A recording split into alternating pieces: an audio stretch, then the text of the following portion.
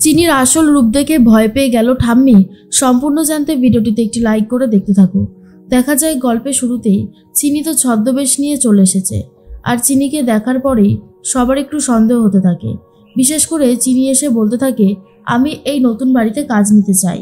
তখনই ঠাম্মি বলে, কে তুমি? হ্যাঁ, যে তোমাকে আমরা কাজ দেব? বলা নেই করা নেই, হঠাৎ করে চলে এসেছো যে? আর তখনই চিনি বলে, কেন, আমি কি আসতে পারি না? আরে বাবা, আপনারাই তো কাজ খুঁজছিলেন।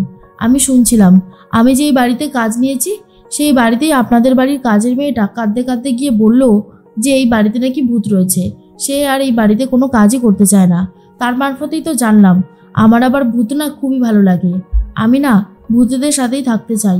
তাই ভাবলাম এই বাড়িটাতেই চলে এসে কাজ নিয়ে নিই। আর এই কথাটা শোনার পর সুনয়নী বলে, এ আবার কেমন কথা রে বাবা? ভূতকে ভালোবাসে? বাপরে, ভূতের সাথে থাকতে চায়? আর তোমার হাতে সব কি? তখনই চিনি বলে, এগুলো তো আমার কাছে সবসময় থাকে। এবার আপনারা বলুন কাজটা দেবেন কি দেবেন না। দ্রোণ তখন মনে মনে ভাবে, চিনি এবার একটু বড্ড বেশি রিস্ক নিয়ে নিয়েছে। সত্যি কথা বলতে গেলে আমার নিজেরই খুব ভয় লাগছে, না জানি চিনি কি করে সামলাবে। ঠাম্মি তখন ভাবে, এই মেয়েটার গলার আওয়াজটাও কেমন যেন চেনা চেনা লাগছে। আচ্ছা, এটা চিনি নয় তো? এমনও তো হতে পারে যে চিনি মারা যায়নি, চিনি বেঁচে আছে, সুস্থ হয়ে আবার ওই বাড়িতে ফিরে এসেছে ছদ্মবেশ নিয়ে। এখন তো তাই মনে হচ্ছে। একবার বাজিয়ে দেখি।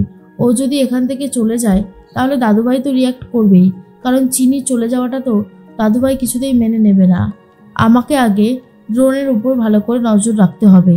এর মধ্যেই ঠাম্মি বলে, তোমার মতন মেয়েদেরকে আমরা কাজে রাখবো না, তুমি এখন যাও। আর ঠিক তখন দ্রোণ বলে, হ্যাঁ, আমারও সেটাই মনে হয়। এইরকম মেয়েকে বাড়িতে রাখলে সেটা বাড়ির জন্য ভালো হবে না। ঠাম্মি, ওকে এখান থেকে চলে যেতে বলো। আর তখনই চিনি বলে, আরে বাস, এখন তো দেখছি ছোট মালিকও ভালো অ্যাক্টিং করতে শিখে গেছে। অপালা তখন বলে, দেখেছেন ঠাম্মি, ও না এখানে কাজ করতে চাইছে।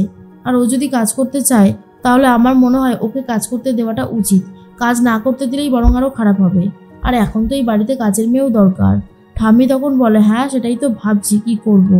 আর তখন সুনয়নী বলে, শোনো না মা, এমনিতেই কাজের লোকের যে অভাব, আমরা তো কিছুই করে উঠতে পারছি না। যদি এই মেয়েটাকে রেখে দিই তাহলে তো মন্দ হয় না, আর যা পয়সা করি চাইবে দিয়ে দেবো। কিন্তু ঠাম্মির মনে একটা সন্দেহ দেখা দিয়েছে আর বলে, আচ্ছা, ঘোমটা তুলে দেখাতে পারবে তোমার মুখটা? তখনই চিনি বলে, না, সেটা তো সম্ভব না। আমার স্বামীর বারণ আছে, আমি এইসব পারবো না করতে। ঠাম্মি তখন বলে, উফ, এই মেয়েটা তো দেখছি সব কিছুতেই না আর না। কি করব? চাও, ঠিক আছে, তোমাকে আমি এই বাড়িতে কাজে রাখলাম।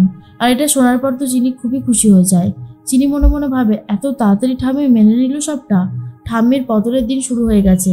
এবারে আসল সত্যিটা সামনে আসলেই ঠাম্মি একেবারে কুপোকাত হয়ে যাবে। তার মধ্যেই ঠাম্মি ভাবে, যেভাবেই হোক না কেন এই চিনির নামক ভূতটা আমার মাথা থেকে সরাতেই হবে, যত কষ্টই হোক না কেন। ঠাম্মি চিনির মুখ দেখতে চায়, মানে এই ছদ্মবেশী মহিলার মুখ দেখতে চায়। তখনই ছদ্মবেশী মহিলা বলে, আমি তো মুখ দেখাতে পারবো না। আসলে চিনিই বলে আর কি। তখনই মনে মনে একটা কথাই ঠাম্মি ভাবে, মুখ তো দেখাতে হবেই। মুখ না দেখা পর্যন্ত আমি কোনোভাবেই কাজে রাখবো না। এরপরেই ব্যাগের থেকে কালী ঠাকুর বার করে গান শুরু করে দেয় চিনি। আর যে গান শুনে সবারই খুব ভালো লেগে যায়। এরপরেই এক বাটি জল রাখা ছিল, জলেই ছায়াটা ভেসে উঠেছে চিনির। আর যেটা দেখার পর দ্রোণ বলে, এটা তো চিনি না, তাহলে চিনি কোথায় গেল? ছোটকা তখন বলে, আমিও তো সেটাই ভাবছি যে চিনি কোথায় গেল। আর এইদিকে মুখটা দেখার পর ঠাম্মি বুঝতে পারে এটা কখনো চিনি হতে পারে না, এটা কখনোই চিনি না। আমার মনে হয় আমি একটু বেশি ভয় পেয়ে গেছি, তাই এই সমস্ত দেখছি। আদৌ আমি চিনিকে দেখিনি। চিনি তো নেই এই পৃথিবীতে, চিনি শেষ হয়ে গেছে। এটা আমাকে মেনে নিতে হবে।